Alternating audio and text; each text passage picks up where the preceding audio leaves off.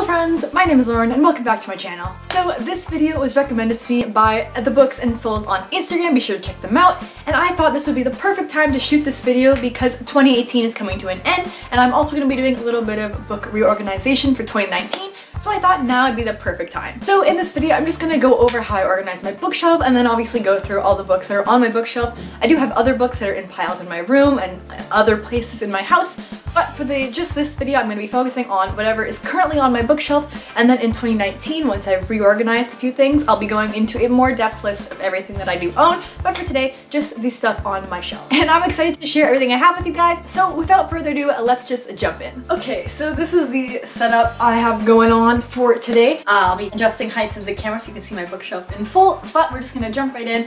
And these two shelves are my top favorite series. I have here the whole entire Harry Potter series, the Hunger Games, the Red Queen series, the School for Good and Evil, the Selection, Warcross Duology, and the Everlife trilogy. And these are all my favorite books for a number of different reasons. That can be for another video, but I've decided to display them all on the top two shelves in generally no particular order, just because as I'll go on how I display all my books, they're kind of not stayed together as a series, they're just kind of divided by color. I wanted to keep these up here because they are my favorite and I wanted them to just have a nice spot on my bookshelf, as you can see up here. Okay, so then we have the next three shelves of my bookcase, which in case you can't already tell is organized by color, so kind of having a rainbow all the way from white down to black. In this section I have a candle that says Good Vibes Only, I have Hermione and her cat, I have Newt and Pickett, and then I have Harry Potter down here, just to add like a separation, or not separation, just to add a little difference from just the books, just to make it a little more fun. And then finally, on the last row of my bookshelf, I have my favorite standalones, which are more or less standalone. Some of them are part of a series, but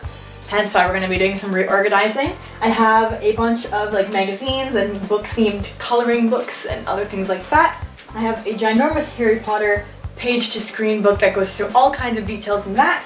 And then I also have some books that don't fit in the color scheme anywhere, so they're just off to the side here. And that's essentially that's basically everything I have down here. For my standalones, when I do reorganize things in 2019, I do want to have a spot where I can display them better rather than at the bottom of the bookcase. But that's what it is at for now, kind of just separated by this pile here. But as I said, I'm going to be doing some reorganizing and making it look a little bit better.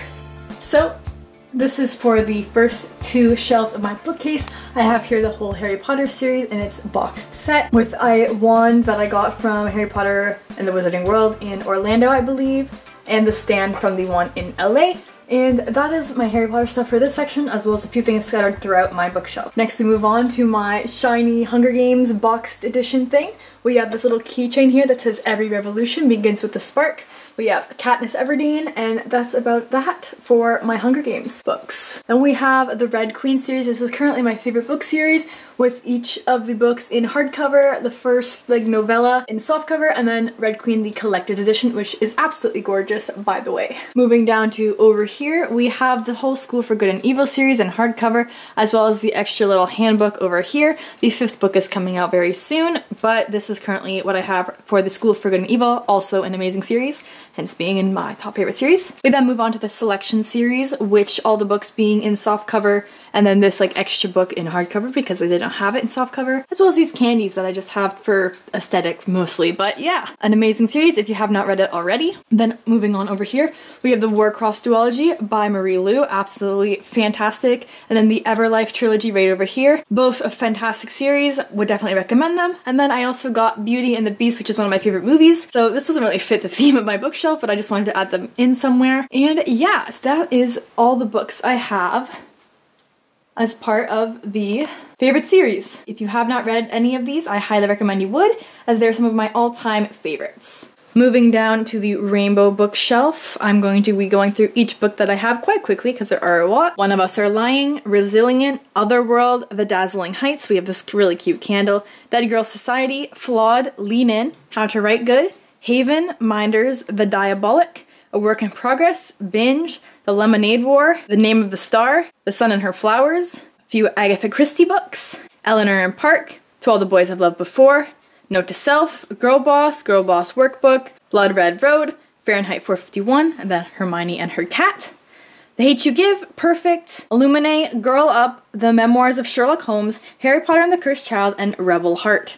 These are not in order if they are part of a series, as I just mostly did it for the aesthetic. but I know what book I'll be looking for. I just gotta have enough patience to find it.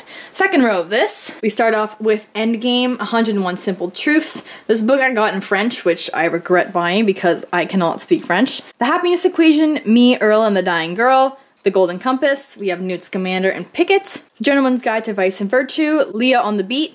The Crimes of Grindelwald, Raging Star. 2 history books, a collection of Agatha Christie books. Paperweight, Alive, Cross, The Beginning of Everything, The Fault in Our Stars, Make Up Your Mind, I Tell You I Love You But Then I Have to Kill You, Encyclopedia Brown, which is just one of my favorite kids' books, Fantastic Beasts, History Is All You Left Me, Freak Boy, Carve the Mark, Take Me With You, Graduation Date, Don't Close Your Eyes, Vampire Academy, Get Lit Rising, The Accidental Hero, and Need. My second row here, again, nothing is in order of series, just based off aesthetics. And then finally, for my last row on my bookshelf, we have a collection of Sherlock Holmes books, Moxie, 13 Reasons Why, A Long Way Down, the first book in the Mortal Instruments series called City of Bones, Bending the Universe, The Safest Lies, Satellite, Milk and Honey, A Monster Calls, Princess Saves Herself in this one, Invitation to the Game, a little Hunger Games book called Hunger Games Tribute Guide, Struggles of a Dreamer, A Wrinkle in Time, Amber in the Ashes, The Thousandth Floor, The Darkest Minds, 2 old classic books that I have not yet gotten around to reading, Harry Potter right there, Silent Alarm, Red Rising, Rule of 3, and then There Were None. Again, 2 more classics, The Infinite Sea, Fallen, Pride and Prejudice, We Were Feminist Once, and Emma. So that is the last shelf for my rainbow themed books, and this is it as a whole. And finally, getting down to my favorite standalones, just gonna jump right in.